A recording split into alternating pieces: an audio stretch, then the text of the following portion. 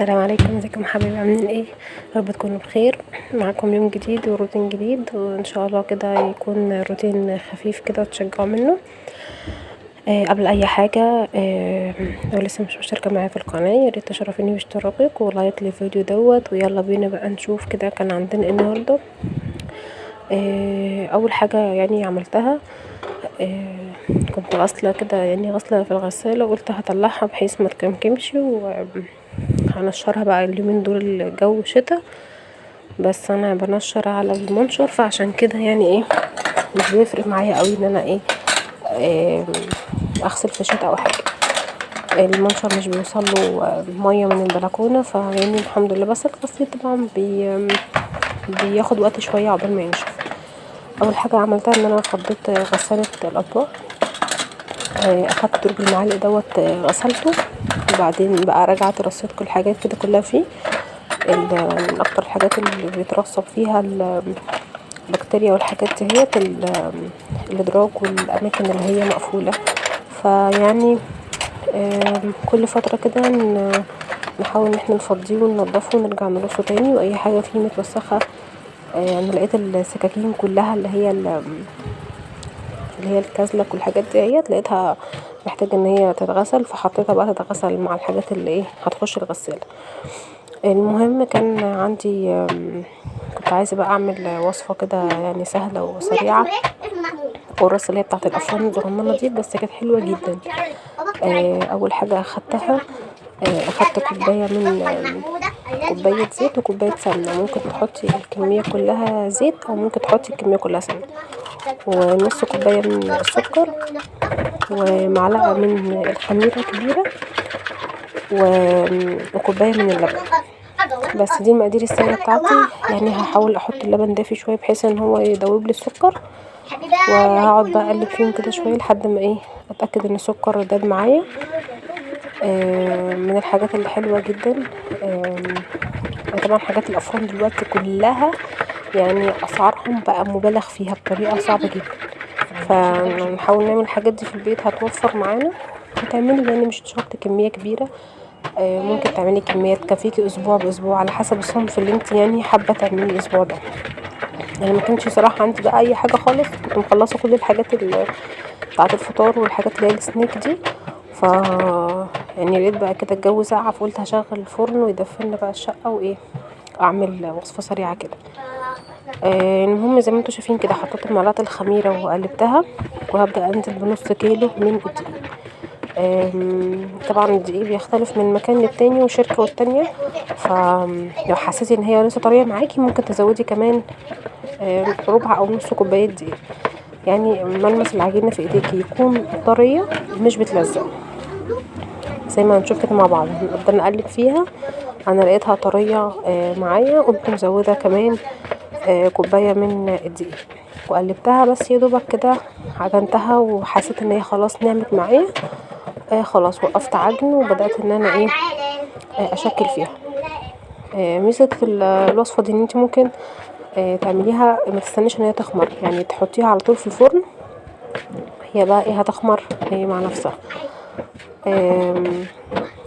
بس المهم يعني كنت عايزة اقول لكم ان الجو اليومين دولت يعني بقى مش مساعد على ان احنا نعمل تنظيفات عميقة والحاجات دهيت. فنحاول كل واحد بقى طبعا على قدر استطاعته وعلى قدر مجهوده يحاول ان هو نستقبل طبعا شهر رمضان زي ما احنا قلنا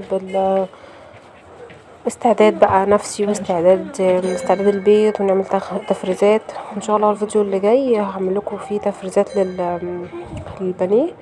هنعمل كده كام طريقة احنا نستغل البانيه بوصفات كتير، وبحيث ان هو يفرط معانا شوية. وطبعا كيلو البانيه دلوقتي بكام؟ 160. فنحاول ان احنا نطلع منه كذا وصفة كده. بس كده معايا بقى خلاص خلصت العجينة. طبعا توتي لازم تاخد لها قطعة كده من العجينة، هي اساسا اللي خلتني قمت عامله لما انا عايزه عجينه قلت لها خلاص يلا بينا نعمله. قسمتها كده نصين، وهبدا ان انا بقى اقطعها بالسكينه، يعني احاول ان انا اخليها متساويه الحجم كده، كرات متساويه، بحيث ان انا تبقى القرصة كلها قد بعض. هي تبقى قرصة صغنطوطة كده خالص، عارفين اللي هي شبه المعمولة بس هتبقى سادة كده، تبقى حلوة جدا. بالسكينة بقى او بايدك يعني، بس انا قلت السكينة اسرع معايا وهتقطع لي الحاجات متساوية. انا كمان يعني وانا بشكل اخدت نص الكمية بتاعة الكورة دي، حسيت ان هي هتبقى كبيرة وفرطت معايا الصراحة كتير، يعني غالبا عملت لي بتاع 40 او 45 واحدة، فحلوة جدا. حطيت لها بقى منها النهارده في اللانش بوكس، يعني الفيديو ده متصور امبارح بالليل. احنا يعني غالبا بقى بنقعد نعمل الحاجات الحلوة دي انا وهي. بيبقى بالليل بقى بعد العشاء كده، نصلي العشاء ونخلص الورد بتاعنا ونشوف بقى ايه عايزين نعمل ايه حلو النهارده. حاجة سريعة بقى، كيكة، حاجة وصفة بسكوت، وصفة قرص، حاجات دي. وقت النهار بقى بيبقى يا دوبك في عمايل الأكل، هنقعد مثلا هذاكر معاها شوية، أنا هشوف بقى اللي ورايا كده يعني. قعدت بقى أشكلها كده ما بين ايديا، متضغطيش عليها بصوابعك عشان هتلقاش يعني مصبعة كده فيها، بكف ايدك كده وضغطي عليها هتلاقيها اتفردت معاكي واتشكلت وبقت حلوة. خلصت بقى الكمية بتاعتي كلها ورصيتهم، حطيتهم بقى ايه في الفرن. على الرف اللي هو الوسطاني، ما حطاش خصاج يعني، حطيتها في الرف الوسطاني بس قربت شوية من أرضية الفرن، وسبتها حوالي مثلا تلت ساعة او حاجة بس. المهم المقادير بتاعتي حطيت تاني هاكد عليكم المقادير. نص كوباية سكر، كوباية لبن، كوباية من الزبدة او السمنة او الزيت براحتك، معلقة كبيرة خميرة، نص كيلو من دقيق. وصفة يعني وصفة سهلة جدا وسريعة ومش مكلفة خالص. دي طريقة تانية بقى للتشكيل كده اسهل لو انت حابة.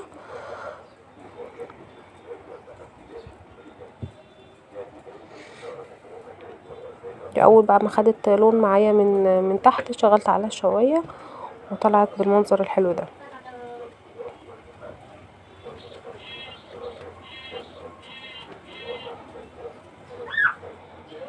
بدأت بقى ان انا ايه حطيتها كده على الشبكة بحيث ان هي تبرد شوية، وطبعا لازم بقى ناكل منها طازة. فقمت بقى عاملة كوباية شاي بلبن كده ليا انا وهي، وقعدنا بقى ايه ناكلها مع بعض.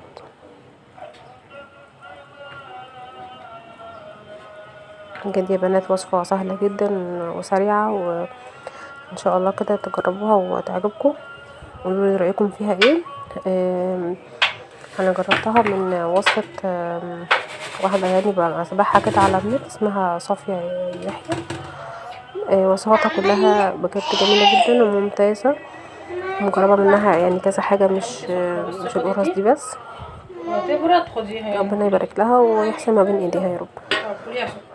ده كان الفيديو بتاعي النهاردة، ويا رب يكون عجبكم. اشوفكم ان شاء الله في فيديو جديد وروتين جديد. وما تنسونيش بقى من صالح دعاكم، ولو لسه مشتركيش في القناة ياريت تشرفيني باشتراكك ولايك للفيديو دوت. واشوفكم على خير ان شاء الله. اسيبكم في حفظ الله، استودعكم الله. السلام عليكم.